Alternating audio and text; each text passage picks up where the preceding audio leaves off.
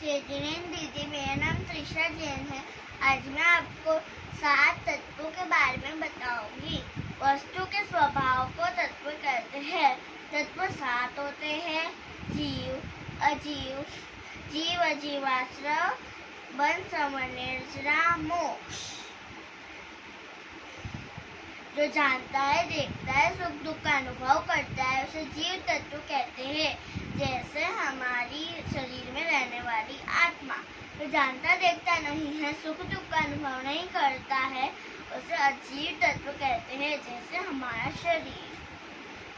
राग देश परिणामों के कारण नए कर्म पार्टिकल्स का आना आश्रय तत्व कहलाता है। बंध, नए कर्म पार्टिकल्स का आत्मा में रुक जाना बंध तत्व कहलाता है। नए कर्म पार्टिकल का आत्मा में आना, रुक जाना संवर तत्व कहलाता है। कर्म पार्टिकल्स का थोड़ा थोड़ा कम होना निर्जरा तत्व कहलाता है।